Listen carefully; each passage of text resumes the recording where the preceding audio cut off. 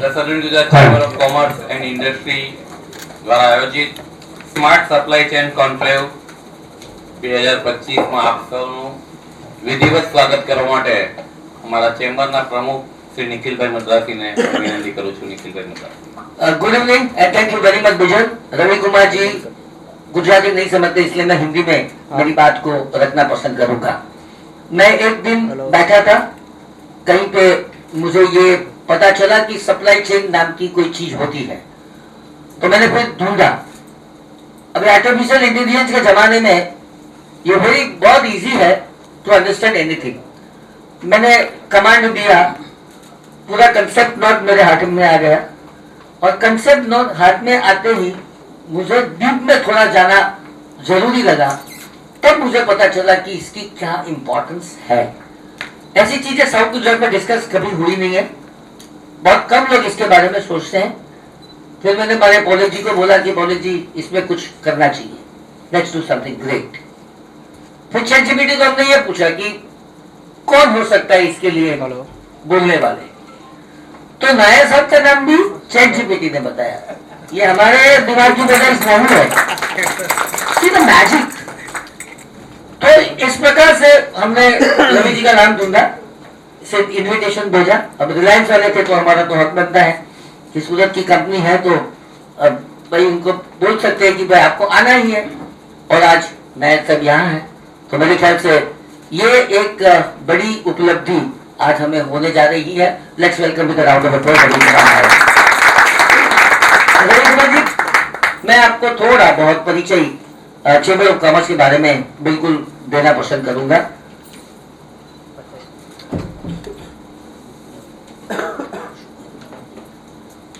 Organization started in 1940 with 4 members, and in 2025 we are 13,500 with 150 associations, and from Bhaduk to Umargam we are connected with indirectly 2 lakh trade and industry people.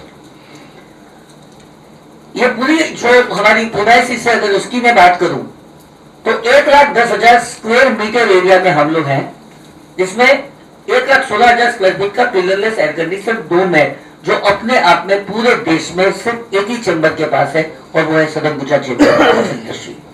10,000 लोग एक साथ बैठ सकते हैं, 10,000 लोग नवरात्रि कर सकते हैं. And this is the only hot destination of the entire Surat city कि यहाँ पर हम ये डोम में 10,000 लोग को एक साथ नवरात्रि करवाते हैं. इसके बगल में प्लेटिनम हॉल है, 7 स्टार फैसिलिटी. एंड अभी अभी जो हॉट डेस्टिनेशन ये प्लेटिनम हॉल बना है मैरिज के लिए, कई चैम्बर को भी जरूरत होती है तो हमें भी ये प्लेटिनम हॉल उपलब्ध नहीं होता है. इतनी डिमांडिंग पोजीशन में ये हमारा हॉल है. इसके बगल में लंच एंड डिनर एरिया है, फिर लोन है, और ये जो पूरा बिल्डिंग है वो 7 मंजिली इमारत है, जिसमें से 2 फ्लोर यानी कि ग्राउंड फ्लोर और 6 फ्लोर यानी 14,400 स्क्वायर फीट कारपेट एरिया में 70 लोगों के साथ चैम्बर काम करती है. चैम्बर की ऐतिहासिक धरोहर पुरानी सिटी में है, वह समृद्धि नानपुरा करके 4 मंजिली इमारत है. वहां पर हम लोग SGCCI education and skill development centre चलाते हैं और दक्षिण गुजरात के उद्योगपतियों के उत्थान के लिए काम करते हैं. नायर साहब, मैं आपको एक और बात बता देता हूँ regarding the activities of chamber. सबसे पहली एक्टिविटी हमारी है, ऐसे प्रकार के 300 प्रोग्राम से ज्यादा प्रोग्राम 6 महीने में हो चुके हैं और आने वाले 6 महीने में और 200 से ज्यादा प्रोग्राम होगा. हमारी सिर्फ यही एक ख्वाहिश होती है कि हमारा दक्षिण गुजरात का उद्योगपति कोई भी प्रकार के ज्ञान से वंचित न रह जाए. कल हम करने जा रहे हैं केमिकल एंड पेट्रोकेमिकल कॉन्फ्रेंस. इसमें भी ऐसे ही बड़े बड़े लोग आने वाले हैं. हमारा दूसरा जो कर्तव्य है वो है exhibition. We are masters in that, we excel in exhibitions. 15 exhibition करना ये एक बड़ी बात होती है. 5 टेक्सटाइल के एग्जीबिशन, इसके अलावा हेल्थ का एग्जीबिशन, स्टार्टअप का एग्जीबिशन, और वेस्टर्न इंडिया का सबसे बड़ा ऑटो एक्सपो हम मार्च में करने जा रहे हैं, जहां पर आपको 2 लाख से लेकर 5 करोड़ तक की 2 व्हीलर, 3 व्हीलर, 4 व्हीलर उपलब्ध होगी.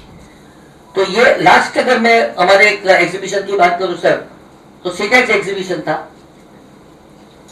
30,000 विजिटर्स एंड अराउंड 2,000 करोड़ का बिजनेस ये लोगों ने जनरेट किया है. ये चैम्बर की देन है.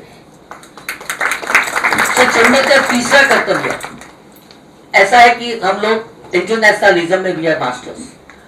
कई 15, 16, 17वीं सदी में 84 बंदर जो चौक बाजार में हम सब जानते हैं, जो हमारा किला है, वहां से without any communication system business होता था 85 कंट्रीज में। हमने 2 साल पहले रमेश भाई वगैरह के नेतृत्व में मिशन 84 शुरू किया। अब मिशन 86 चल रहा है, because 86 is going on, and मैं 79वां प्रेसिडेंट हूं। तो आज हमारी कनेक्टिविटी इन पूरे देशों में है। जिम्बाब्वे के उपराष्ट्रपति उनकी मिनिस्ट्री के साथ सूरत की विजिट में 2 महीने पहले आ गए थे, और हम बोत्सवाना के राष्ट्रपति को मिलने द्रौपदी मुर्मू जी के साथ मैं 18 देशों के 18 हमारे सूरत के प्रतिनिधि मंडल को लेकर गया था। और इनके फलश्रुति के रूप मैं अभी डिक्लेयर नहीं कर सकता, आने वाले सप्ताह में एक बड़ा धमाका होने वाला है, ताकि लोगों को पता चलेगा कि इंटरनेशनलिज्म में हम क्या करने जा रहे हैं। चौथी प्रवृत्ति corporate social responsibility. As usual we are the part and parcel of the society, so we are doing it very nicely. हम एक पूरा सोशल सिक्योरिटी एक्सचेंज पे हम नोट करने जा रहे हैं, और वो एक्सचेंज में हमारी जैसे भी यहाँ पर रजिस्ट्रेशन होगा, will start getting CSR fund from all over the country, whether they know us और दे डोंट नो अस। और 5वां काम रिप्रेजेंटेशन टू द गवर्नमेंट। हमारे बाजू में बैठे हमारे उपराष्ट्रपति बोल रहे थे, हमारे उप प्रमुख श्री अशोक भाई जीरावाला, हमारे मानद खजांची है नीतीश भाई मोदी, हमारे मानद मंत्री बिजल भाई, और हमारे इमीडिएट पास में विजय भाई नहीं है। मैंने उन चारों को ये जिम्मेदारी सौंपी है कि आपको करना है सरकार के साथ representation, local government, state government, central government. लेकिन हमारी कोई भी इंडस्ट्री का कोई भी प्रश्न हो वो अनटच न रह जाए। हम सब समस्या का समाधान, यहाँ हमारे सेजा के दोस्तों बैठे हैं 5 लोग, वो आज आए थे, उनके प्रश्न के लिए जीएसटी के उसका इश्यू है, जड़ी इंडस्ट्री के साथ वो कनेक्टेड है, तुरंत ही उसमें स्थल पर निकाल की बात होती है और हमारा रिप्रेजेंटेशन चला जाता है। पब्लिक भाई उसमें मास्टर है। तो सर ये 5 प्रकार की एक्टिविटी के साथ चेंबर चलती है। आपका चेंबर में हार्दिक स्वागत है। सूरत के बारे में शायद आपको सब कुछ पता होगा, अगर नहीं होगा तो खाली मैं इतना ही बोल सकता हूँ कि फिनिक्स पंखी की माफक हमारा शहर खड्डे में जाता है और फिर उठता है। Whether it is 1992 communal riots, whether it is 1994 so-called plague, whether it is 1998 flood, 2001 earthquake, 2002 again communal riots, 2006 flood, लेकिन हर वो महामारी में से हम लोग उठ के आए। आज हम कह सकते हैं आदरपूर्वक, गौरवपूर्वक कि we are the fastest growing city of the world. और सर एक बात शायद आपको पता नहीं होगा, in 1994 in so called plague we were Surat was the 30th city of the world. In 2025 we are the cleanest city of the whole country, and for Surat we are proud about it.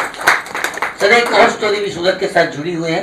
Bangkok के राजा 110 साल पहले सूरत में आए थे, और तब उन्होंने हमारी तापी नदी देखी थी, वो बड़ी प्रभावित हुए। तो आज बैंकॉक में एक नदी है जिसका नाम है तापी, और वो तापी के किनारे जो शहर बसा है उनका नाम चेंज करके उन्होंने रखा है सूरत थापी। तो ये है हमारा Surat, the most loving and lovable city of the whole country. यहाँ पर सब कुछ है, 24 आवर्स वाटर सप्लाई है, 24 आवर्स हमारी जो ड्रेनेज है वो कहीं पे भी ओपन ड्रेनेज नहीं मिलेगी। बॉम्बे में आपको ओपन ड्रेनेज आज भी मिलेगी। यहाँ पर इलेक्ट्रिसिटी की कोई कमी नहीं है, रास्ते बहुत अच्छे हैं, और कॉर्पोरेशन हमारी जो है करीबन 2 साल में भारत के 8 अवार्ड हर क्षेत्र में लेकर हमारी कॉर्पोरेशन ने एक अच्छी से अच्छी उदाहरण रूप घटना हमें दी है। ऐसा हमारा सिटी है। इस सूरत में आपका भी हार्दिक वापस एक बार स्वागत है। दोस्तों, आप सभी ने इस कार्यक्रम को इतनी गहराई से लेने का प्रयास किया है। कितने लोग इंपॉर्टेंट नहीं है, लेकिन वो क्या समझने वाले हैं, दैट इज वेरी इंपॉर्टेंट। मैं सप्लाई चेन के बारे में कुछ नहीं बताऊंगा, क्योंकि फिर रवि जी क्या बताएंगे। तो सप्लाई चेन क्या चीज होती है, उनको समझने की जो आपकी धगस है, उसको मैं सलाम करता हूं। और आप सभी का भी मैं चैम्बर की ओर से हार्दिक स्वागत करके हमारे युवराज देसले जी, प्रज्ञेश भाई देसाई, हमारे चेतन भाई शेठ, हमारे नरेंद्र भाई, उन सभी ने बहुत मेहनत की है इस पूरे सप्लाई चेन कॉन्क्लेव को सफल बनाने में। क्योंकि आजकल लोग लाना भी बहुत मुश्किल होता है, लेकिन राइट पीपल तक पहुंचना बहुत जरूरी है। हम लोग राइट पीपल तक पहुंचे हैं और उन सभी को बुलाकर यहाँ पर आज इकट्ठे किया है। आने वाला 90 मिनट्स हमारे जीवन का एक टर्निंग पॉइंट साबित हो सकता है। मुझे तो ये समझ में नहीं आया कि इतने करोड़ की सप्लाई चेन रिलायंस मैनेज कर रही है, तो ऐसी तो कई सारी कंपनियां हैं, हाउ दे मैनेज, और वो मैनेजमेंट में हम किस तरह से पार्टिसिपेट कर सकते हैं, how we can be the part of this supply chain, that is our motive. मैं सर को यही बात किया कि भाई हमारे लोगों को कुछ फायदा होना चाहिए, तभी हमारी ये 90 मिनट्स या 120 मिनट्स आपके साथ जो गुजारी वो आने वाले कल में हमारे लिए बड़ा फायदा कारक साबित हो सकता है। तो उन शब्दों के साथ आपका सर एक बार फिर से स्वागत है। हमारे साथ रिलायंस के और दो प्रतिनिधि यहाँ पर उपस्थित थे जो हमारे बहुत पुराने दोस्त भी है, उनका भी हार्दिक स्वागत करते हुए मुझे एक बड़ी प्रसन्नता होती है। आप सबका बहुत बहुत धन्यवाद और फिर से एक बार स्वागत। Thank you.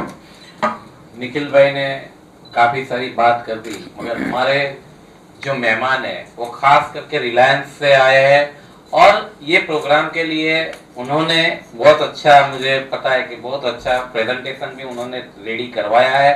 तो और यहाँ पे जो ऑडियंस है सर, उसमें एक अभी मैं आ रहा था तो एक जो लड़का है वो टेस्ला से आया है, वो टेस्ला में उसका इंटर्न चल रहा है, तो ऐसे ऐसे यहाँ पे भी ऑडियंस में आए हुए हैं। तो मुझे लगता है कि ये प्रोग्राम काफी सक्सेसफुल जाएगा। हमारे मेहमान को हम पुष्पगुच्छ और मोमेंटो से सम्मानित करने के लिए सभी ऑफिस बेरर और प्रमुख श्री को विनती करता हूँ।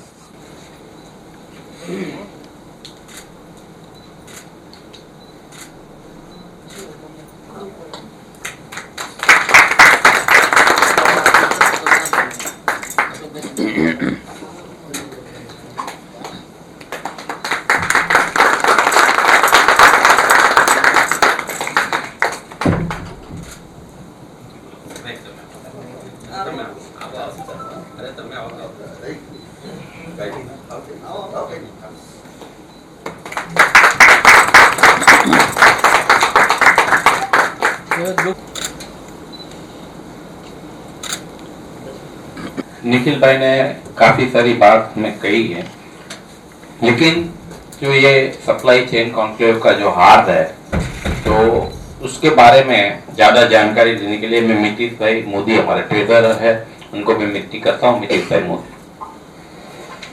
Thank you, Vijay Bhai, our honorary secretary. The president of SGCCI, Sri Nikhil Bhai Madrasi, vice president Ashok Bhai Jinawala, today's speaker Ravi Kumar Nair ji, gentlemen, ladies and friends.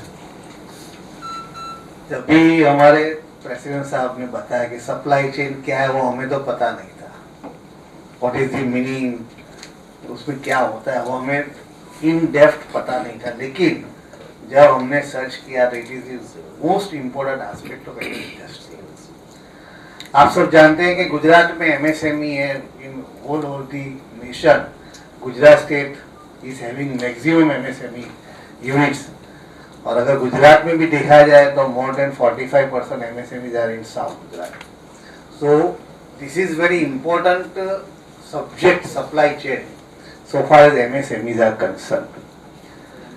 Supply chain of the product from the production up to the end user, how it can be systematically or scientifically managed, it is very important aspect.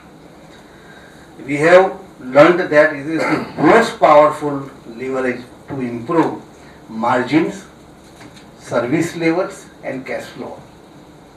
जो लोग account से होंगे या तो manufacture management side में जो लोग होंगे जो अपना यूनिट भी हैंडल करते होंगे तो जानते होंगे और समझते भी होंगे कि व्हाट इज द इम्पोर्टेंट और the significance of the working capital management. Working capital management is very most important aspect. अगर आप प्रॉपरली मैनेज नहीं करते वो पूरा आपका सरप्लस प्रॉफिट है वो खा जाता है। आपका कैश फ्लो आप मैनेज नहीं करोगे, वर्किंग कैपिटल मैनेजमेंट नहीं करोगे तो पूरा आपकी मेहनत है, आपको कुछ रिजल्ट नहीं मिलेगा। इसलिए supply chain is very important for any business unit. So we think how to we understand what is the purpose, meaning, expanded meaning of the supply chain, then none other than who is the best one to give you the understanding or knowledge about the supply chain, only and only Reliance Limited. So we have invited today our speaker Ravi Kumar ji. We have been the head supply chain Reliance Industry Limited. He will give the understanding a delivery speech in depth on the subject, what is the meaning, how it is important in any smallest one unit, any manufacturing unit or any service unit, how it is very much important. Because it starts from the suppliers to production and production to customers. It is very important. So any chain means आप समझ सकते हैं पूरी कड़ी है, initial stage to up to end. If it is not disturbed, then you are very much in a better position. You can progress in your business without any disturbance.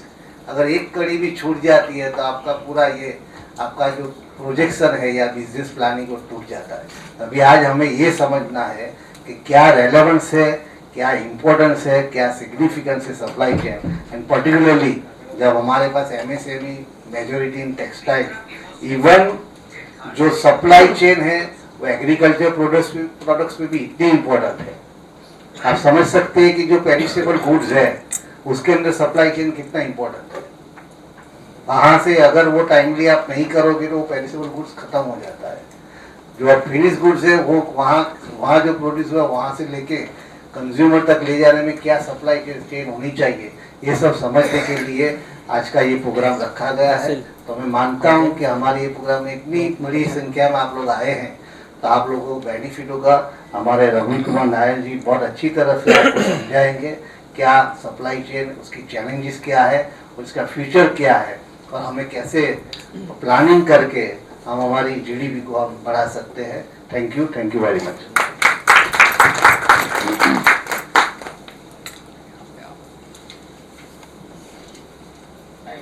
Good evening, everyone. Thank you, Surat southern Gujarat chamber of commerce and industry. ये मेरा सौभाग्य है कि मैं आज आपके साथ आज का ये सेशन कर पा रहा हूँ।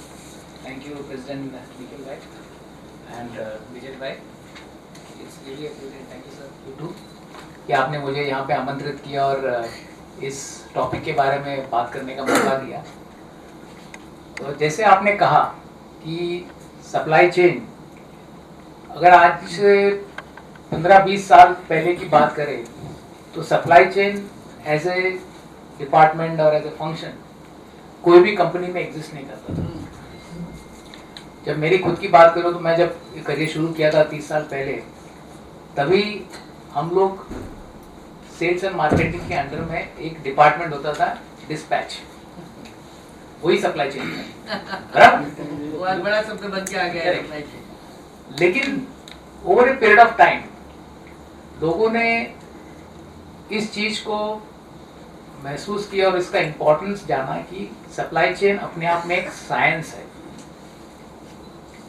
लोगों को लगता है कुछ नहीं, क्या गाड़ी लगाना है और वेयरहाउस में स्टोर करना है, ऐसी बात नहीं है।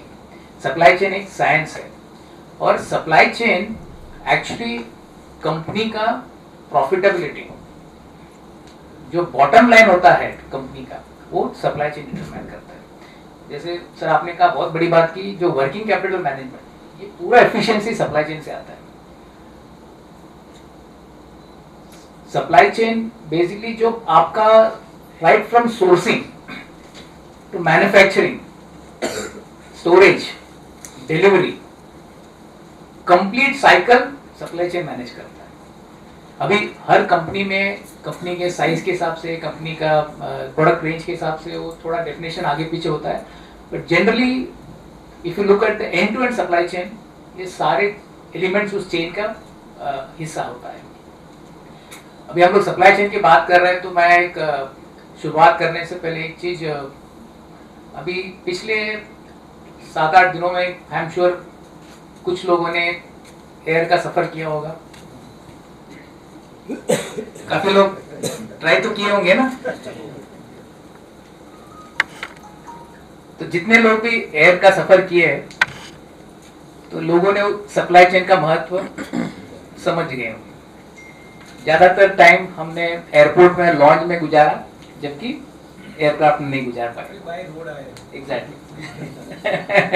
आई एम श्योर यहाँ पे जितने भी लोग हैं, हर आदमी का एक अपना किस्सा होगा। मैं अपनी खुद की बात करूँ तो सर मुझे 4 तारीख को हैदराबाद जाना था और मैं घर से निकला था, मेरी शाम को 4 बजे की फ्लाइट थी और मैं एयरपोर्ट पहुंचते पहुंचते मुझे मैसेज आ गई 4 की फ्लाइट डिले होके 7 बज चुकी है। एयरपोर्ट के और करीब पहुंचा तो 7 का 9 बजी। तो फिर मैं सोचा कि तब तक न्यूज़ में सब कुछ आ रहा था कि जो भी नेशन वाइड चल रहा था, तो मैंने डिसाइड किया, तो मैं थोड़ा सप्लाई चेन का आदमी हूँ तो बोला थोड़ा रिसर्च करके देखते हैं। तो मैं देखा कि भाई कल भी फ्लाइट उड़ी नहीं है, तो परसों भी फ्लाइट उड़ी नहीं है, तो आज तो उड़ने का सवाल ही नहीं है। तो मैंने तो अपना प्रोग्राम कैंसिल कर लिया। और उस वक्त में मैंने जो मेरा इंडिगो का फ्लाइट था, तो मैंने एयर इंडिया का ऑप्शन ट्राई किया और एयर इंडिया का रेट आया 65,000 रुपये। 65,000 में तो मैं यहाँ से यूएस पहुंच जाता था, लेकिन हैदराबाद जाने का किराया उन्होंने 65,000 मांगा था। तो obviously I changed my plan. I didn't travel to Hyderabad. I said sorry, I was to speak one event in CIA, but unfortunately I couldn't make it, and I said the regret to them, and then that's my story. कहने का मतलब ये है कि sir, ये जो एक event है इंडिगो का जो क्राइसिस हुआ था, हम लोग इंडिगो को एक आइडियल एयरलाइंस की तरह देखते थे।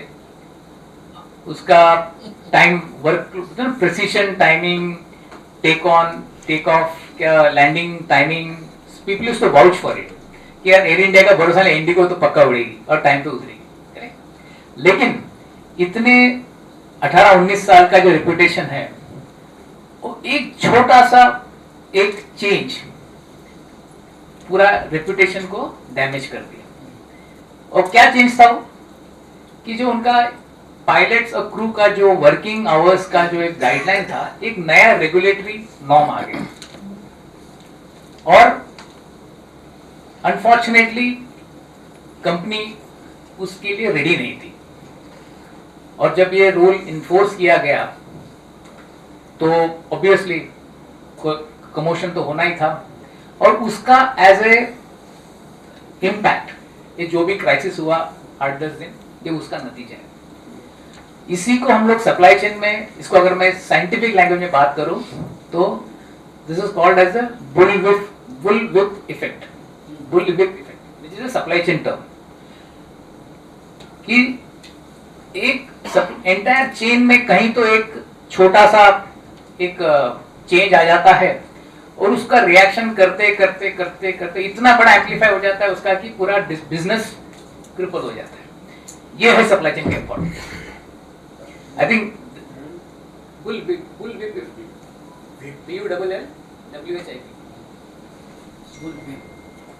अभी जैसे अगर प्रैक्टिकल बात करो तो रिटेल स्टोर्स में किसी ने एक स्पेशल डिस्काउंट स्कीम निकाल दिया, एक पे एक फ्री देना शुरू कर दिया, तो सडनली वहां पे सेल बढ़ जाता है। तो रिटेलर को लगता है कि सर मेरा सेल अभी 20% बढ़ गया, तो मुझे ज्यादा माल चाहिए। तो रिटेलर होलसेलर को बोलता है कि सर डिमांड बहुत है, मेरे को 30% ज्यादा माल दे दो। होलसेलर पीछे डिस्ट्रीब्यूटर को बोलता है माल बहुत बढ़ गया है, डिमांड ज्यादा है, 50% मेरा डिमांड बढ़ा दो। वो बाय द टाइम वो फैक्ट्री चली जाती है तो that becomes 80%, 70%। This is the bullwhip effect. At every stage it gets amplified. और उसमें क्या होता है, अगर इसको आप सही तरह से गेज नहीं करो और वो जो अगर इवेंट टेम्पररी है तो ऑब्वियसली मैन्युफैक्चरिंग के पास बहुत सारा इन्वेंट्री बन के रेडी हो जाता है, लेकिन एक्चुअली डिमांड वैसा होता नहीं है। अभी ठीक है, सप्लाई चेन में तो हम लोग इन्वेंट्री है तो बफर रख के भी काम कर चला सकते हैं, लेकिन इंडिगो के पास बफर पायलट रखने का तो कोई क्षमता नहीं, तो सवाल था ही नहीं, वो तो परवड़ेगा ही नहीं, तो उसके लिए वो फेल होगी। लेकिन हम लोग सप्लाई चेन में अपने बिजनेस में कुछ हद तक इन्वेंट्री के थ्रू बैलेंसिंग करके इसको मैनेज करते हैं। तो with that just coming to today's topic again supply chain. मेरा जो इंट्रोडक्शन, मेरा परिचय, मैं रवि कुमार नायक, जैसे साहब लोग ने बताया, मैं पिछले करीबन 32 वर्षों से प्रोफेशनल करियर में हूँ। बहुत सारे अलग अलग इंडस्ट्रीज में काम कर चुका हूँ। आई began my career in Asian paints, और एशियन पेंट्स से मैं उसके बाद बीपी कैस्ट्रॉल में था। उसके बाद मैं शेल इंडिया के सप्लाई चेन को लीड करता था, और पिछले 13 वर्ष से रिलायंस के साथ जुड़ा हूँ।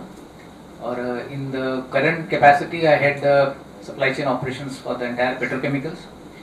रिलायंस अपने आप में एक बहुत बड़ी कंपनी है। हम सब जानते हैं हिंदुस्तान का सबसे लार्जेस्ट प्राइवेट सेक्टर ऑर्गेनाइजेशन है। does it work? Yeah. It's a $125 billion company. Fortune 2000, Fortune 500 में भी लिस्ट हुआ है. ग्लोबल फोर्ब्स 2000 में भी 45th कंपनी के लिस्ट में है. तो I don't think Reliance needs introduction, but this is the about the company. और आज जो भी मैं आपको बता रहा हूँ, it's more of a best practice sharing, is not to be quoted और not to be taken as a reference. Sir, this is Hindustan. आज आप जानते हैं कि भाई 5th लार्जेस्ट इकोनॉमी है, और हम लोग बहुत ही नियर फ्यूचर में 4th लार्जेस्ट बनने का कतार में है.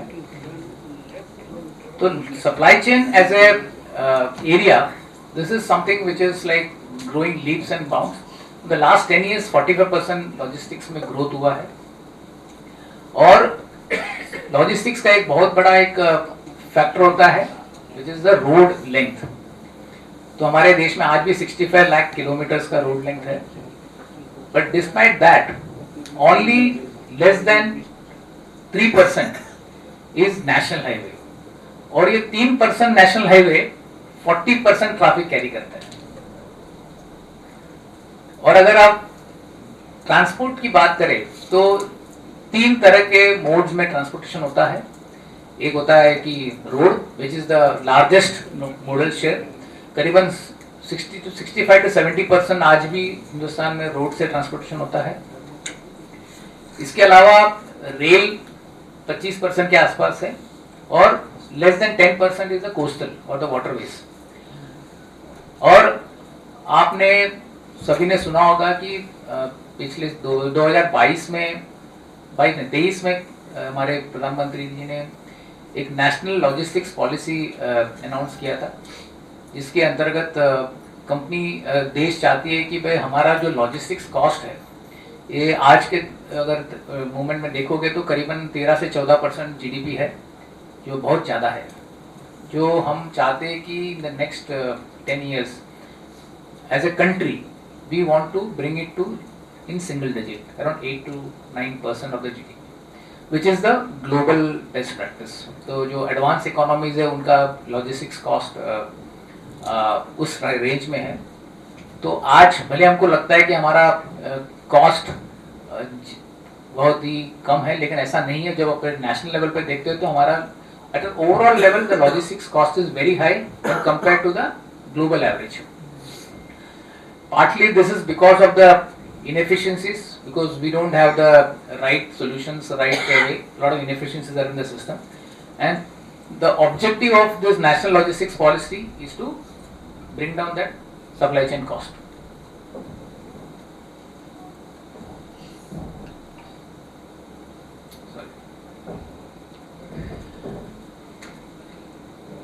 अगर अभी आपने सुना होगा कि सप्लाई चेन क्या है. बेसिकली अगर ये एक स्लाइड ऐसा है कि जिसमें पूरा सप्लाई चेन का सारांश है. सप्लाई चेन जस्ट आप ये 4 जो पिलर है इसको आप मैनेज करते हैं. इन माय लैंग्वेज आई से it, supply chain is all about managing the 2 C's and the 2 P's. So what is the first C? The first C is customer.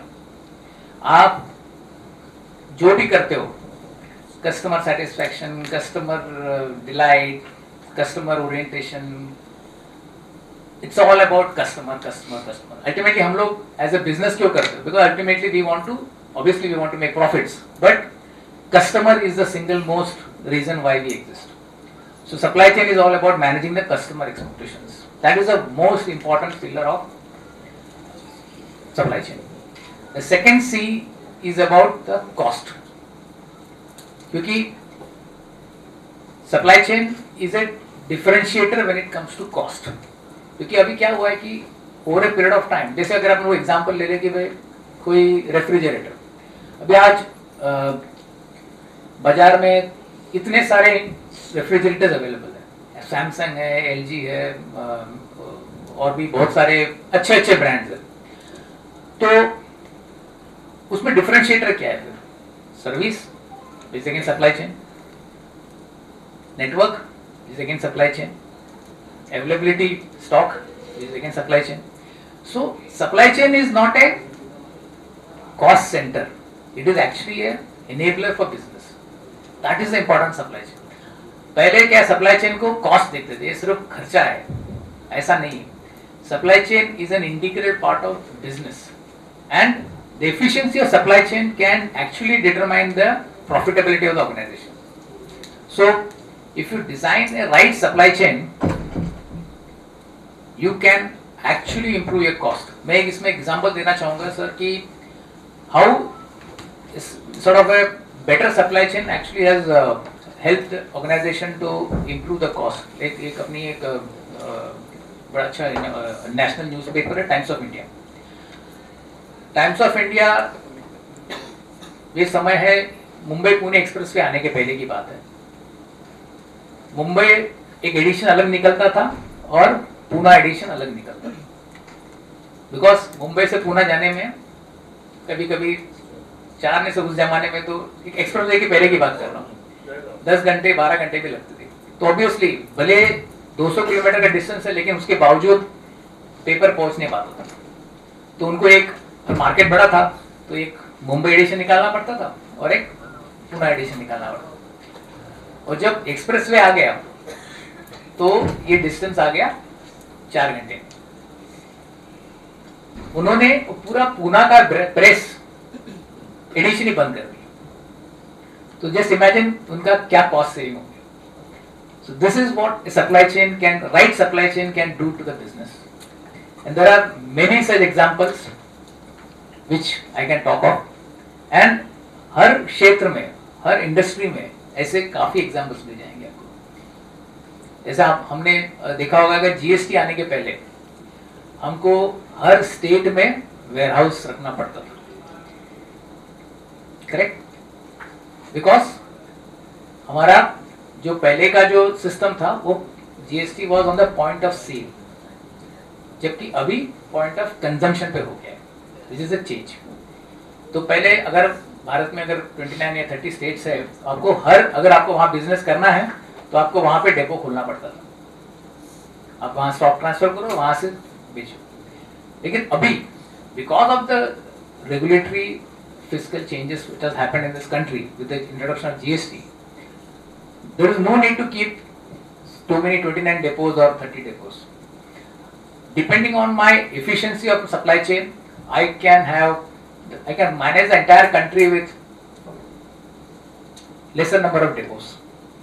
So हर डेपो कम करने से obviously cost बचता है. That is the efficiency of supply chain. So that is what the benefit supply chain brings to the table.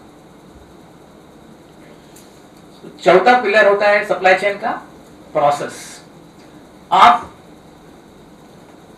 आपके systems कितने strong है, आपके प्रोसेस कितने स्ट्रांग है, ये आपका पूरा सप्लाई चेन की एफिशिएंसी डिटरमाइन करता है.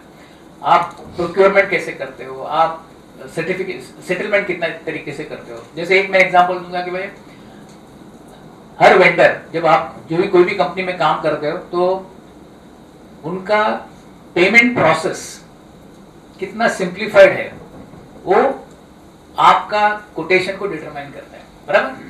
क्योंकि अगर किसी के पास पेमेंट लेट आने वाला है तो आप उसमें कुछ जोड़ के देते हो, लेकिन अगर किसी का पेमेंट एश्योर्ड है, टाइम पे आने वाला है, उसको आप थोड़ा अच्छा रेट देते हो. तो this is what an efficiency of supply chain can do to the overall contract. That is the benefit of supply chain. And the चौथा पिलर होता है पीपल. अल्टीमेटली कोई भी सिस्टम विदाउट पीपल नहीं चलती है. आई नो इट्स एआई का जमाना है तो पीपल को अभी थोड़ा सा क्या बोलते हैं सेकंड इंपॉर्टेंस है, लेकिन अल्टीमेटली एआई बनाने वाला तो आदमी है ना. तो लोग उतना ही इंपॉर्टेंट है. It's all about having the right people at the right day and the right attitude people. So अगर आप ये चारों पिलर्स को अगर सोचोगे सही तरीके से और सही इसमें काम करोगे तो आपका सप्लाई चेन एफिशिएंट रहेगा. और जब ये चारों पिलर को आप देखते हो उसमें एक लास्ट का जो ब्लॉक है that is HSSC. This is more important for our industry and in fact I'll say every industry कि health, safety, security and environment, because आज sustainability and environment is something which is not no more a boardroom discussion, which is a reality. Climate change हम हर आदमी impacted है. आप आए दिन सुनते हो कि भाई थ्रू आउट द ईयर बारिश हो रही है, जहाँ कभी बारिश होती नहीं थी वहाँ बारिश होना शुरू हुआ है। ये सब सस्टेनेबिलिटी का इम्पैक्ट है। तो बहुत ज़रूरी है कि हम लोग इसको भी अपने एज अ वैल्यू अपने बिजनेस में रखें। और I call it as a licence to operate. If you can't do your business with health, safety and security and environment taken care of, you have no right to exist. That's my definition of supply chain.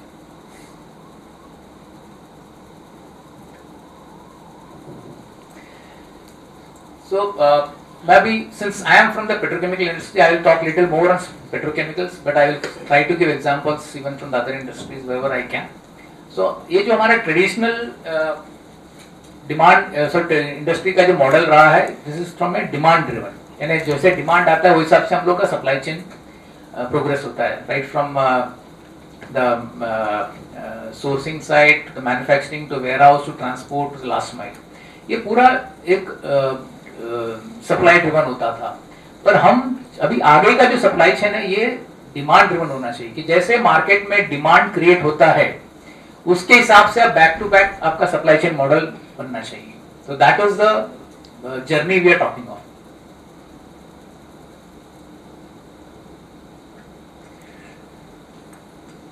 So these are some of the facilitating the customer visibility in terms of कि क्या supply chain के modules में क्या क्या होना चाहिए। बहुत बड़ा फैक्टर है डिमांड प्लानिंग। तो डिमांड प्लानिंग अपने आप में एक बहुत बड़ा सब्जेक्ट है कि आपका जो राइट डिमांड है वो आप कैसे प्लान करते हो कि आपको कौन सी चीज किस मात्रा में बनानी है, कौन सी चीज को किस मात्रा में स्टोर करनी है।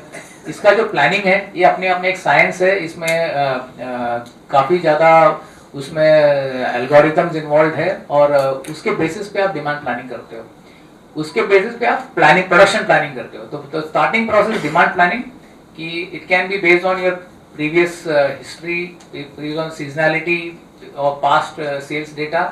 उसके बेसिस पर डिमांड प्लानिंग करते हो, उसको आप कन्वर्ट करते हो प्रोडक्शन प्लान में।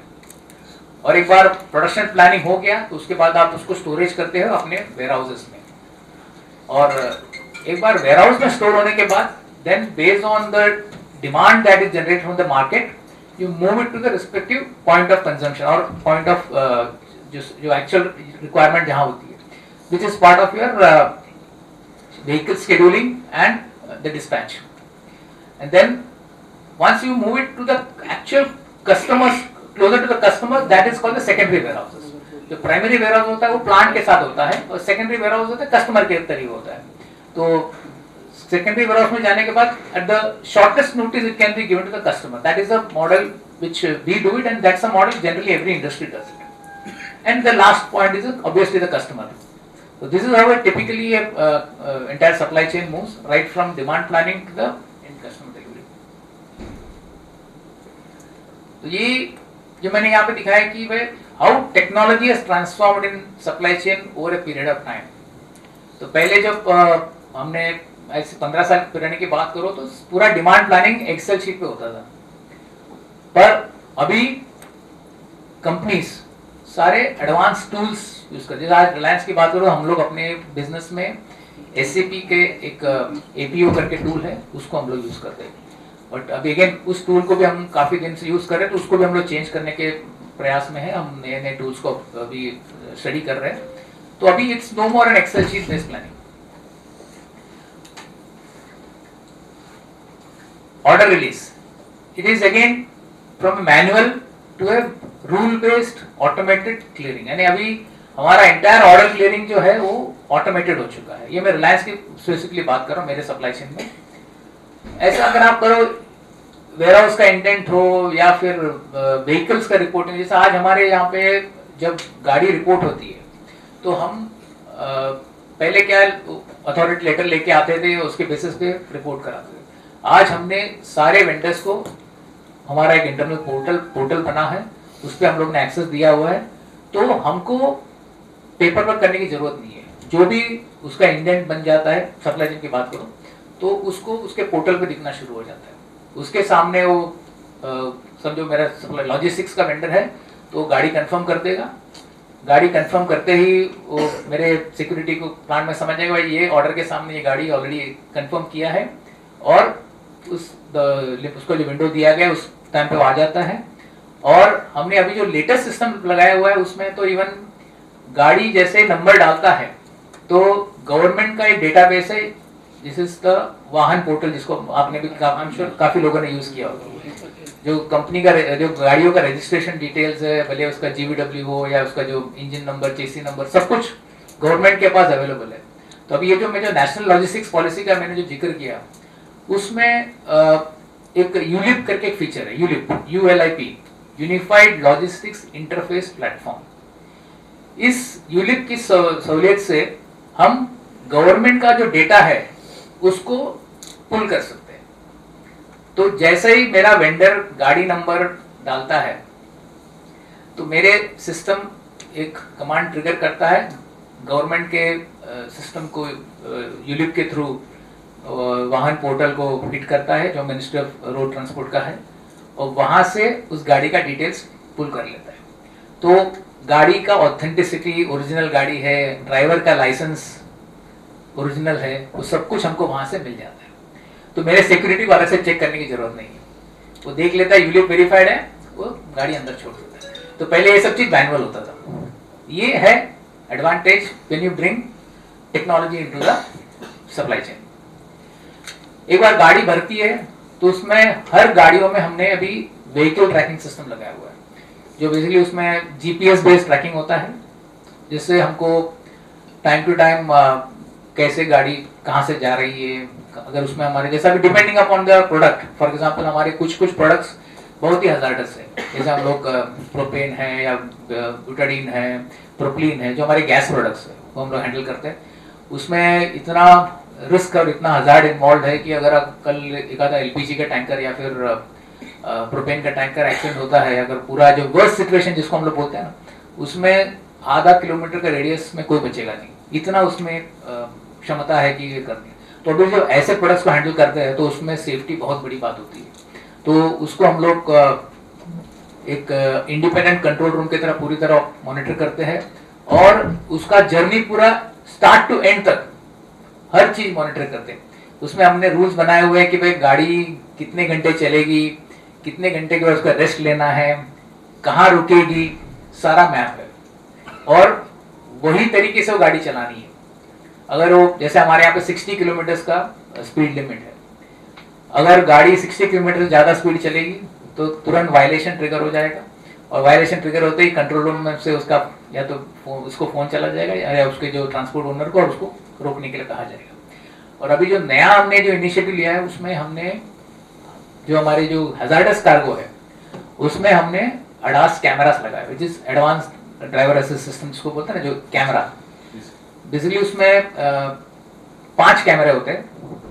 एक होता है कि ड्राइवर को केबिन फेसिंग अंदर की तरफ, एक रोड फेसिंग, और 2 साइड में और एक पीछे।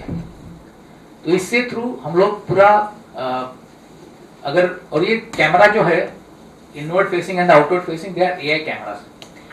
उसमें ड्राइवर के जो आई मूवमेंट्स है उसको भी वो स्टडी करता है।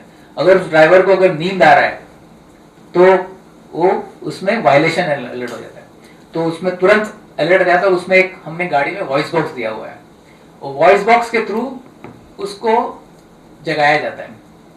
और अगर देखता है कि अगर ये एक बार 2 बार हो गया उसके बावजूद वो रुक नहीं रहा है, तो फिर उसको कंट्रोल रूम से फोन करके उसको गाड़ी रोकने को कहा जाता है। वो बोलता है अभी आप आराम कीजिए, अभी आप मत चलाइए। हमने अपनी सारे हजार्डस कार्गो रात को 12 बजे से लेके सुबह के 5 बजे तक is a curfew hour, he can drive, हमने इम्प्लीमेंट किया हुआ। तो ये भी ये जर्नी है। हमने जब ये पिछले 8 साल पहले शुरू किया था उस समय हमको बहुत दिक्कतें आई थी, लेकिन अभी ये सिस्टम बन चुका है। हमारे जो वेंडर्स हमारे साथ जो एसोसिएटेड है उसको उनको हमने सिखाया है, उसके उनके ड्राइवर्स हमको सिखाया। अल्टीमेटली ड्राइवर तो वही ड्राइवर है, तो ये सब चीज सिखाना पड़ता है। तो उसमें काफी हमको भी मेहनत करनी पड़ती है और हमको वेंडर के साथ काम करना पड़ता है। लेकिन ये सारा टेक्नोलॉजी का जो बेनिफिट है, ये as an industry and as a benefit everybody is getting it.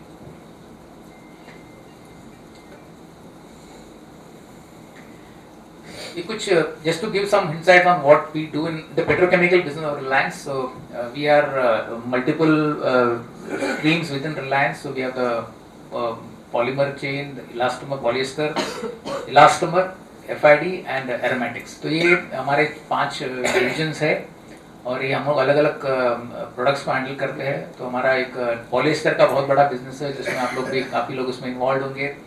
जो हमारे PTA and MEGs are the basic raw material जो इंटरमीडिएट्स में आता है। इसके बाद हमारा POY और FDY, PTY ये सब तो चीज़ हमारे टेक्सटाइल इंडस्ट्री में बहुत बड़ा एप्लीकेशन है इसका। तो हम लोग इसके सारे मैन्युफैक्चरिंग करते हैं। हमारे प्लांट्स हजीरा में है, we have plants in Silvassa, we have got plants in Baroda, Dahej, Jamnagar, Patalganga, नागौथने, Hoshiarpur, Barabanki, तो काफ़ी सारे प्लांट्स हैं हमारे। तो कुल मिला के हिंदुस्तान में we have almost 9 plants petrochemical की बात करें, and there are 3 plants which are outside the country.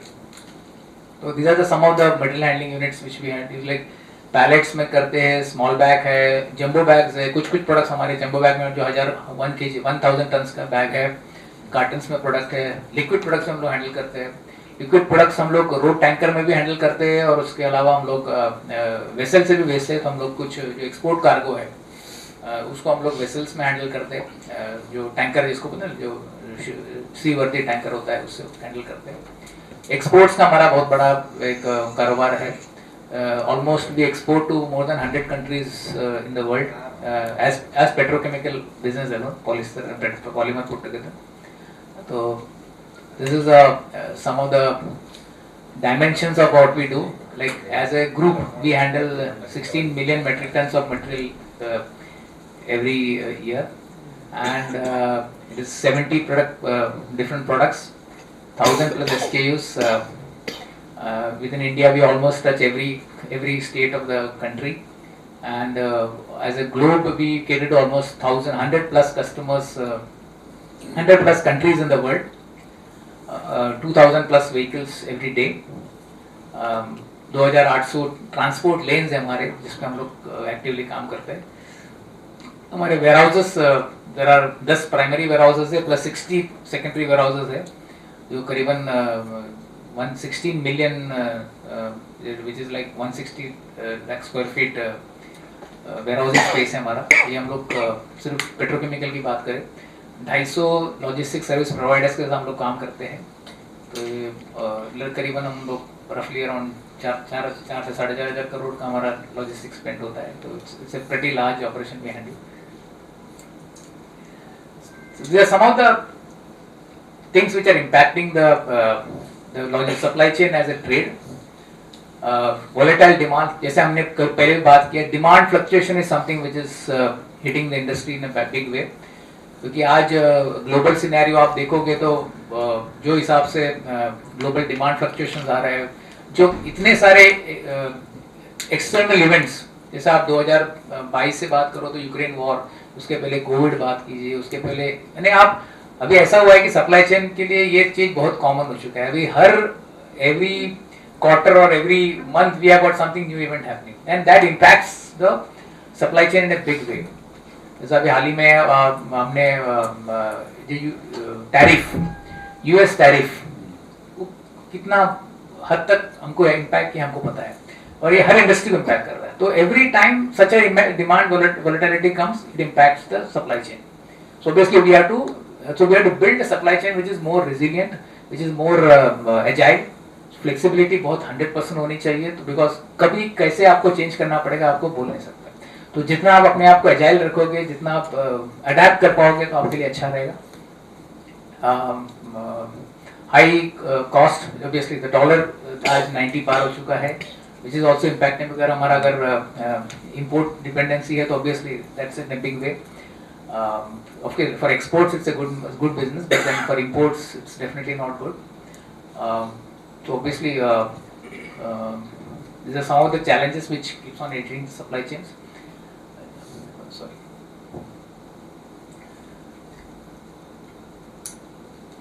Sir हमने कहा भी मैं पेट्रोकेमिकल की स्पेसिफिकली बात करूँ तो सर ये मल्टी मॉडल लॉजिस्टिक्स, अभी ये एक चीज़ मैं आपको बताना चाहूँगा कि मैं ट्रेडिशनली सप्लाई चेन में road transportation has been considered as the only source of transportation.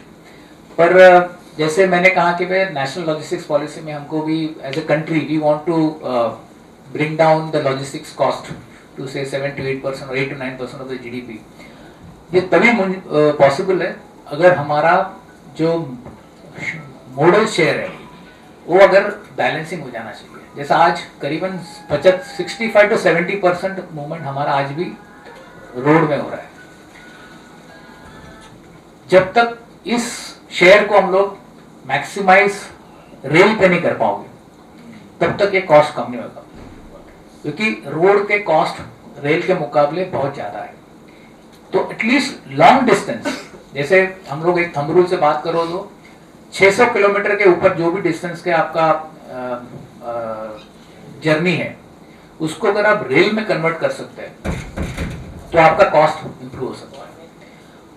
और जहां भी आपको कोस्टल सर्विस है, जैसे आज हम अपनी बात करें तो हमारा जो जामनगर से साउथ इंडिया का जो भी मूवमेंट होता है, चेन्नई बेल्ट है या फिर केरला बेल्ट है या मैंगलोर है, हम लोग करीबन 50% of my volume is being shifted by multi model.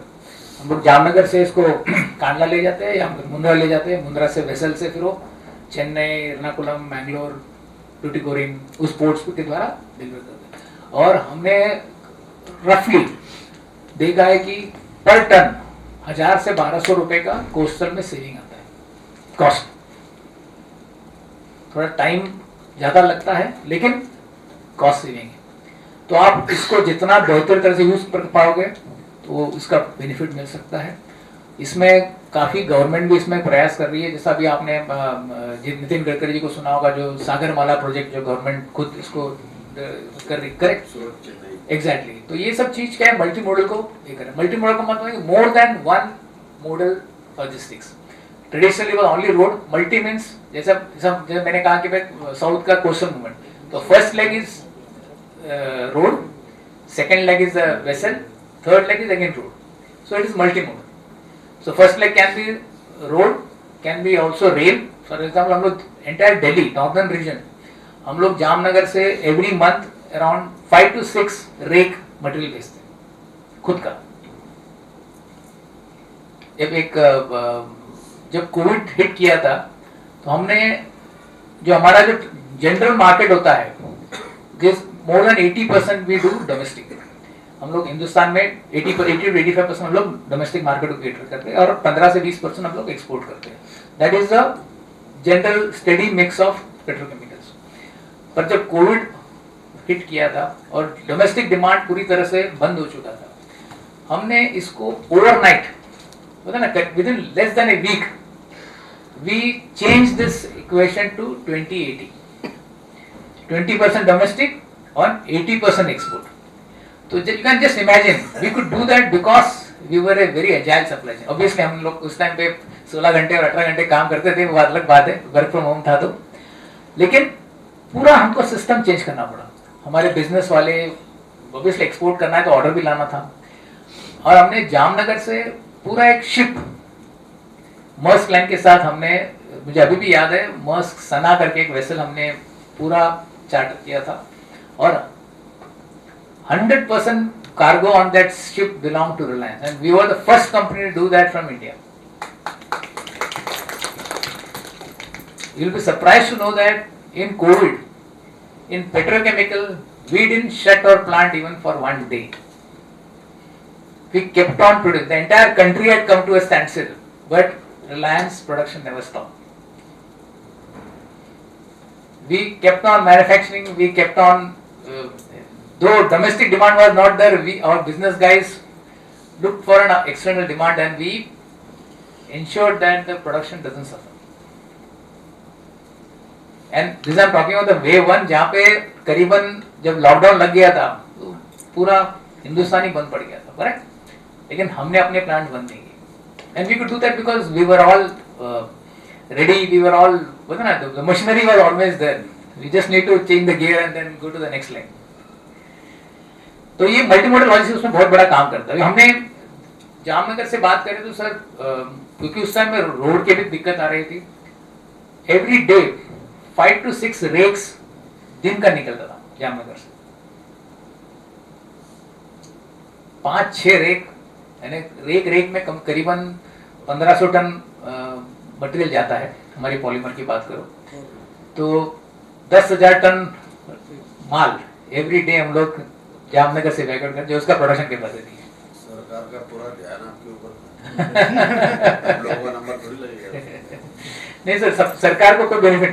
चलो मैं आपको और एग्जांपल देता हूँ। इनका भी अभी हमने ऐसे ही किया था। अभी हम लोग कपड़ा यहाँ से बेचते हैं, ऐसे ही किया, हम लोगों से सब सीख लिया, सब कुछ देख लिया, और उसके बाद में ये लोग डायरेक्ट इंडस्ट्रीज वाले वहाँ पहुँच गए, ऑटो वाले। हमारा तो एक डेढ़ महीना पहले बुक करवा देते हैं हम लोग, पूरी 24 डब्बे का रैक होता है बराबर, उसमें काफी पार्सल जाते हैं, वो लॉन्ग रूट के, जैसे पटना है, कलकत्ता है, वगैरह, शालीमार या वहाँ, तो बीच में तो हमको तो पूरा एक बाइकआउट करवाते हैं हम लोग। तो ऐसा होता है कभी कभी। नहीं होता, बात सही है। जैसे इंडस्ट्रीज में मेरी रिलायंस की बात कर रही हूँ, मैं आपको डिस्टर्ब कर रहा हूँ, तो आपके यहाँ पर भी ऐसे ही था, हमारे कस्टमर थे, हम लोग वहाँ से डिवो आता था, फिर आपके यहाँ जाते थे। आपने तो हमारे जैसे एक व्यक्ति को पकड़ लिया, बोले आ जाओ यहाँ पर, बोले क्या, अरे बोले अपने ही चालू करते हैं ना, अभी आपकी धारा कितनी है, 45 दिन की है कि 90 दिन की, हमको नहीं पता, बोले हम पेमेंट देंगे आपको, वो पार्टी नहीं देगी। वो तो खैर समय के हिसाब से होता है, कंटिन्यू।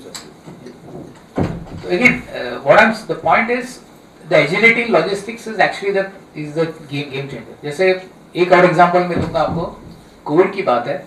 कोविड में मेडिकल ऑक्सीजन का बहुत बड़ा किल्लत थी, करेक्ट? हमारे पूरे हिंदुस्तान में medical oxygen was in shortage, everybody, so many people are dying because of this. और Reliance doesn't manufacture medical oxygen, हमारा वो प्रोडक्ट लाइन है ही नहीं और हम उस प्रोडक्ट में है भी नहीं। पर हमारे चेयरमैन साहब ने एक अनाउंसमेंट कर दिया कि we will start manufacturing, we will support the country in this crisis. और जब उन्होंने फरमान दे दिया तो फिर नीचे वालों को तो काम करना ही है। तो हमारे जामनगर के इंजीनियर्स ने with in less then 10 days plant को मॉडिफाई करके ऑक्सीजन, मेडिकल ऑक्सीजन का प्लांट रेडी किया। मेडिकल ऑक्सीजन तो बन गया, लेकिन मेडिकल ऑक्सीजन अवेलेबल है जामनगर में, और रिक्वायरमेंट है दिल्ली में भी, रिक्वायरमेंट है साउथ में भी, रिक्वायरमेंट है मुंबई में भी, रिक्वायरमेंट है, सब जगह रिक्वायरमेंट है। इसको मूव कैसे करें? आज हिंदुस्तान में जो मूवमेंट होता है मेडिकल ऑक्सीजन का, ये स्पेशलाइज्ड टैंकर होता है, आइनॉक्स के टैंकर्स आपने देखे होंगे, जो vacuum insulated double walled design का होता है, उसमें होता है, और वो बहुत लिमिटेड कैपेसिटी में अवेलेबल है। जब ये क्राइसिस हुआ और जब प्लांट में मैन्युफैक्चरिंग चालू हो गया ऑक्सीजन का, तो हमको as supply chain team we were task कि भैया इसको मूव भी करना है। हमने तो कभी इसको हैंडल ही नहीं किया था लाइफ में, लेकिन ऑब्वियसली चैलेंज है तो एक्सेप्ट तो करना ही है। और उस चैलेंज को एड्रेस करने के लिए हमने पूरे ग्लोब में जहां जहां आईएसओ टैंक्स में इसको मेडिकल ऑक्सीजन को हैंडल कर सकते हैं वो आइडेंटिफाई करके, we took help of Indian air force, we imported the medical oxygen tanks from across the world, brought it to Jamnagar, और जामनगर से हमने ट्रेन भर भर के ट्रेन में medical oxygen in ISO tanks. We moved it from Jamnagar to Delhi, Jamnagar to Maharashtra, Jamnagar to South, and we reached a capacity of 1,000 tons of medical oxygen per day. That is what we had achieved during COVID. And the same team, same सब कुछ, but then बोलते ना, if there is a will, there is a way. That is the beauty of efficient supply chain.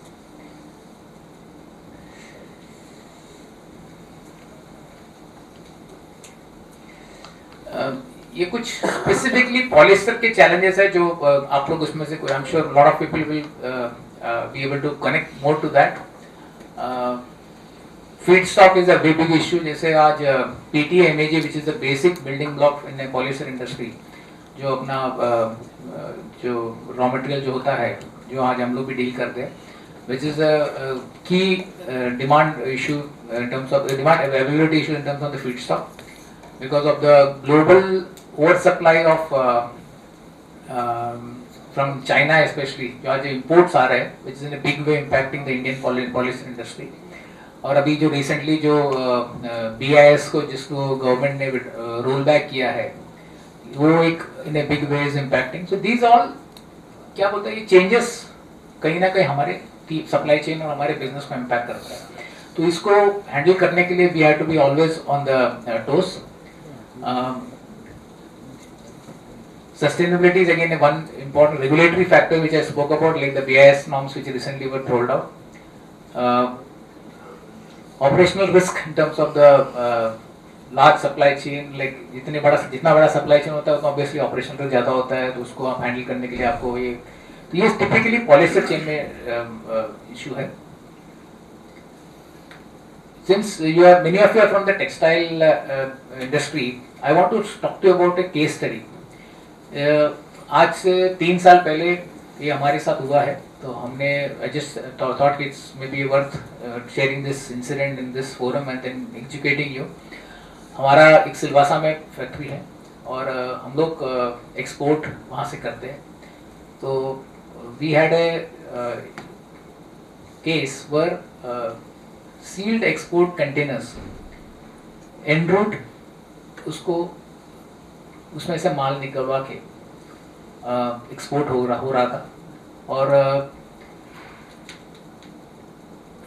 Filament yarn की जगह पे sand bags भर के उसको एक्सपोर्ट कर रहे थे. एंड वी वर लकी कि हमको इनिशियल डेज में जब ये गैंग उसको ऑपरेट करना शुरू किया, within few days we came to know and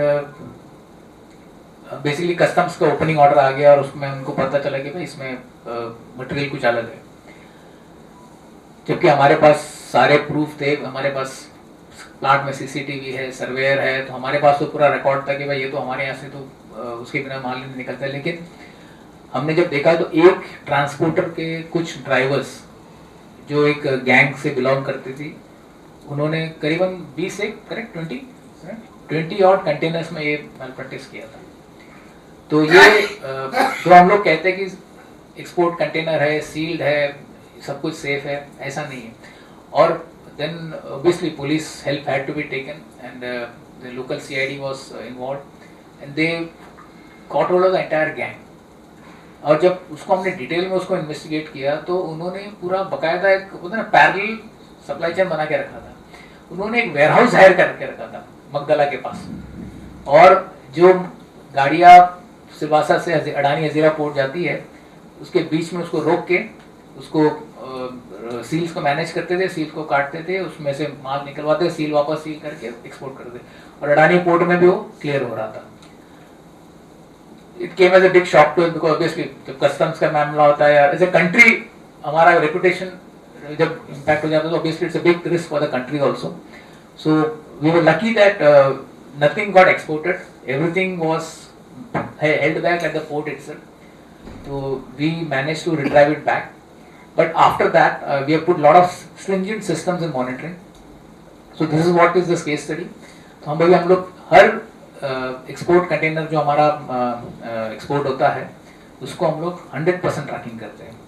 उसमें हम लोग एक स्पेशलाइज्ड कंट्रोल रूम के द्वारा उसका पूरा जो रूट है उसको ट्रैक करते हैं, वो कहाँ रोकना चाहिए उसका पूरा चेक पॉइंट्स ऑलरेडी डिटरमाइंड है, वहीं पे रुकती है, और उसमें कुछ भी वायलेशन आता है तो उसको हम लोग रिमोटली मॉनिटर कर पाते हैं. तो ये every company will have this challenges. और इसमें एक नया चीज हम लोग अभी जो एक एक्सपेरिमेंट कर रहे हैं जिसका ऑलरेडी हमारा ट्रायल हो चुका है, अभी हम लोग इसमें इलेक्ट्रॉनिक लॉक्स लगा रहे हैं. जैसे एक सुविधा होती है इलेक्ट्रॉनिक लॉक, उस लॉक में जीपीएस होता है, तो आप जब भी इसको ओपन करोगे या फिर क्लोज करोगे तो उसको आप जीपीएस के थ्रू ट्रैक कर सकते हैं.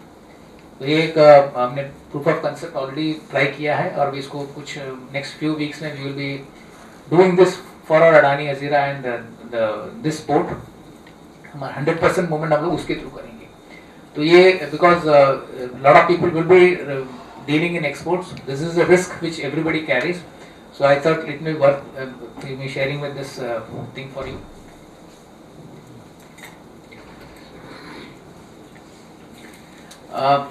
This is some of the new initiatives which we have rolled out. Electronic POD.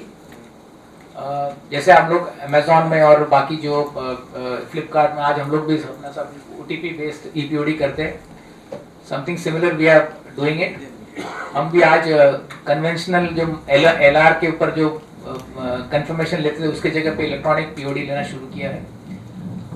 इसकी वजह से हमारे वेंडर्स को काफ़ी सुविधा होती है, तो एटलीस्ट हमको 100% ट्रैकिंग मिल जाता है और ऑल्सो सेटलमेंट फास्टर हो जाता है.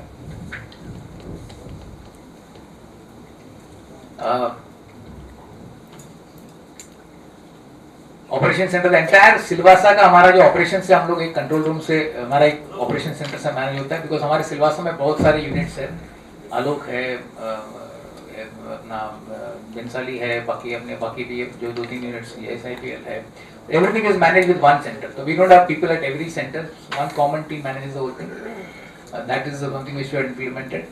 And driver training is in a big way. We have tied up with Ashok Leyland.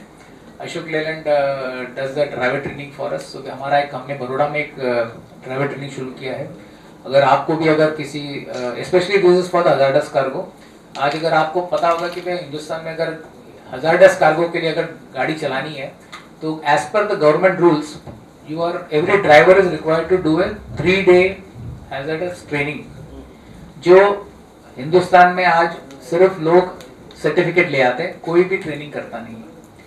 आप पूछोगे तो सर्टिफिकेट जरूर दिखाएगा, लेकिन उसने कभी वो ट्रेनिंग अटेंड नहीं किया होगा, उसको फायर बाटला कैसे हैंडल करना है वो भी पता नहीं होगा. हमने जब ये प्रोग्राम शुरू किया था तो हमने देखा कि ये बहुत बड़ा रिस्क है, तो हमने ऐसा काम किया कि भाई अशोक लेलैंड जो आज अपने देश की एक बहुत बड़ी ऑटो OEM है, उनके साथ टाइप करके कोलैबोरेशन में एक ड्राइवर ट्रेनिंग इंस्टीट्यूट हमने बड़ौदा में शुरू किया है. और हम हमारा 100% जो हजार्डस कार्गो ड्राइविंग करते हैं उसका 3 डे का ट्रेनिंग यही सेंटर में कराते हैं. इससे एक तो ऑब्वियसली फर्जी सर्टिफिकेट आना बंद हो गया और ट्रेन ड्राइवर्स हमारे सिस्टम में आ गए. और ये फैसिलिटी हम लोग, it's a chargeable facility but it's a very nominal charge, because ये facilities run by Ashok Leyland. तो they have that just to bear their operating cost, they are charging something 1200 रुपए का 3 डे का कोर्स होता है, and that is giving us very good results. I think इसमें से काफी चीज तो मैं ऑलरेडी बात कर चुका हूँ. रेजिलियंस लाइक हाउ फास्ट, जैसा आप इंडिगो क्राइसिस की बात करो, इंडिगो की में भी रेजिलियंस जो उन्होंने दिखाया, like then obviously government had to intervene but then they have back to normal almost. That is because they have had that shown that resilience to come back to the normalcy at the earliest. The examples which I gave about how we adapted ourselves to the COVID situation or the demanding medical oxygen situation, these are examples how do you build supply chain which are resilient. So that is something which you should build on. You should develop your system such a way that you are able to bounce. Challenges तो आएंगे sir, लेकिन challenges को आप कितनी fast और कितने अच्छी तरह से उसको हैंडल करके तुरंत उसके ऊपर मात करके उसको आगे बढ़ने का क्षमता रखते हैं, उसको रेजिलियंस कहते हैं. सस्टेनेबिलिटी एंड सर्कुलरिटी इस बहुत बड़ा एक सब्जेक्ट है, क्योंकि हम जो भी चीज सस्टेनेबल नहीं रख सकते एज ए एनवायरमेंट, वो आपको कभी भी बिजनेस में आपको लॉन्ग टर्म में नहीं ले जा पाएगा. Digitization is again big thing. जितना आप, मैंने आपको यूलिप के बारे में बताया कि जैसे हम लोग ज्यादा से ज्यादा डिजिटाइज सिस्टम बनाओगे तो आपको ये बिजनेस में काम आएगा. दूसरी एक लास्ट चीज होती है उसमें कि कैपेबिलिटी बिल्डिंग ऑफ वेंडर्स, कि आपके जो भी, ठीक है आप लोग MSME में है, लेकिन जो आपके भी जो सब वेंडर्स होंगे, आप ऐसा काम कीजिए कि भाई जो आपके वेंडर्स है उनको भी कैपेसिटी डेवलप कीजिए. तो हम एटलीस्ट जो हमारे साथ जो लोग जुड़े हुए हैं, हमारे जो सप्लाई चेन में जो पार्टनर्स है, उनका हम लोग कैपेसिटी बिल्डिंग पे बहुत ज्यादा ध्यान देते हैं. हम चाहते हैं कि भाई उनके कंपनियों में भी सिस्टम हो, क्योंकि 1 मैन आर्मी नहीं चाहिए हमको, हम सिस्टम कंपनी चलाना चाहती है. क्योंकि अगर सिस्टम हो तो फिर वो भले वो आदमी हो या ना हो, उसका आउटपुट सेम रहेगा. तो ये that is the objective of this system driven organization. This I think I will just skip because I think we already spoken about this part. Okay, sustainability and transportation again. This is a big subject. अभी हम as a company also we are moving to all alternate energy fuels. जैसे आप EV की बात करें, LNG की बात करो, CNG, ये सारे ऑप्शंस हम लोग भी इसके ऊपर काम कर रहे हैं. Reliance themselves are working on hydrogen as a fuel in the long run. तो ये ट्रांसपोर्टेशन में भी अल्टरनेट फ्यूल्स एक बहुत बड़ा सब्जेक्ट है. और अब एक there's a lot of opportunity to look for in this sustainability because as a Reliance as a group, we have taken a very stringent internal target to be net zero by 2035. That's the chairman has put in. But though as a country we are talking of 2060 and 2070, but then Reliance internally has taken a target to be net zero by 2035. This is something which our chairman has said, and supply chain has a big role to play there also. Technology जैसे मैंने कहा कि भाई आप GPS हो या फिर any IoT हो, इसके ऊपर ध्यान दीजिए, सिस्टम्स के ऊपर ये कीजिए। तो investment in technology something which you should focus on from building a futuristic supply chain. So this which I will really impress upon कि yes टेक्नोलॉजी को आप बिल्कुल नज़रअंदाज मत कीजिए। AI का ज़माना है, तो जितना भी आप जहाँ पे भी आप टेक्नोलॉजी यूज़ कर सकते हो तो अपना efficient supply chain बनाइए। So ultimately the efficiency supply chain is going to determine the bottom line of your business. Safety and risk, this again is something very close to my heart and I am personally very passionate about. This is something which you, because अगर आप कोई भी चीज़ अगर safely नहीं कर सकते तो उसको वो मॉडल कभी भी सस्टेनेबल नहीं हो सकता है। तो प्लीज़ इसको भी आप अपना बिजनेस में उतना ही इम्पोर्टेंट दीजिए। बड़े जो वेरियस ट्रेनिंग प्रोग्राम्स हो, इमरजेंसी रिस्पांस हो, जैसा भी इमरजेंसी रिस्पांस की बात करो तो हमने एक सिस्टम बनाया हुआ है जो मैं आपको बताना चाहूँगा। हमारे जो भी हजार्डस कार्गो कैरी करते हैं सर, करीबन 3000 किलोमीटर का हमारा रूट है जो पूरे हिंदुस्तान में हम लोग उसको रोड लेंथ की बात करो तो हमने उसमें एक 3 level emergency response system develop किया है। हमारी हर टैंकर जो रिलायंस से निकलती है, जो रिलायंस के प्रोडक्ट्स निकले के चलती है, उसमें सब में एक टोल फ्री नंबर लिखा हुआ है और वो टोल फ्री नंबर के ऊपर कोई भी फ़ोन करके उसको इमरजेंसी में एक्टिवेट कर सकता है। और उस सेंटर जो हमारा एक आउटसोर्स सेंटर है उसके द्वारा हम लोग एनी इमरजेंसी को कंट्रोल कर पाते हैं। और हर 100 किलोमीटर में हमने क्विक रिस्पांस टीम डेवलप किया है जिसको हम लोग इमरजेंसी के लिए इंसिडेंट से जिसको बोलते हैं फर्स्ट एड रिस्पांस के लिए उसको यूज करते हैं। जब कोई बड़ा हादसा होता है तो obviously we have to take fire brigade and the plant people, but then first initial stage में हम लोग इस टीम को यूज करते हैं। तो हमारा पूरा एक नेटवर्क बना हुआ है जिसमें एक एक्स रिटायर्ड पुलिस पर्सन और सॉर्ट ऑफ टेक्निकल पर्सन का 2 मेंबर टीम हर 100 किलोमीटर में हमने डेवलप किया है, जो हमारा पूरा नेटवर्क है जिसमें आप जहाँ पे हमारी गाड़ियाँ चलती हैं। ये हमने already it's working for last 5 years and it is giving us very good results. Collaboration partnership, yes we need to collaborate more. जितने भी आपके सप्लायर्स होंगे, आपके वेंडर्स होंगे, आपके सब वेंडर्स होंगे, कोलैबोरेशन के ऊपर ध्यान दीजिए। Employee engagement is very big thing. Ultimately, employees are the real assets. So spend efforts and energy on this aspect. So this will also give you a lot of benefits. I think that's it I had to share, sir. Thank you very much for your time, and I'll be happy to take any questions. कोई सवाल या कुछ हो तो I'll be more than happy to answer. Thank you very much, Ravi Kumar ji. हर एक member को विनती है कि अगर किसी को भी क्वेश्चन करना है तो आप पूछ सकते हो। आप 2 मिनट हैं। हाँ जी सर, मुकेश भाई ने को पालघर में कुछ रिलायंस का बड़ा पॉलिसी इंटीग्रेटेड कॉम्प्लेक्स आ रहा है, तो what kind of technologies you are deploying over there? Sir अभी तो फिलहाल सिर्फ हमने लैंड उसको एक्वायर किया है। अभी उस टेक्नोलॉजी के ऊपर तो अभी काम अभी भी चल रहा है, but we are putting up a new plant at Palghar and this is looking at the Vadhavan port coming up in future. So we will be able to move the feedstock, which is paraxylene and PTA, closer to that. So this plant would be more accessible from the Vadhavan port. So it's little futuristic. अभी उसका immediately कोई काम is not happening. But yes, the news is right, which is already in the public domain. Nothing confidential. We will be coming up with a new polyester plant at Palghar. One of the new energy initiatives in Jamnagar, any logistics kind of advanced technologies being deployed over there? Yes, sir. New energy is a big change.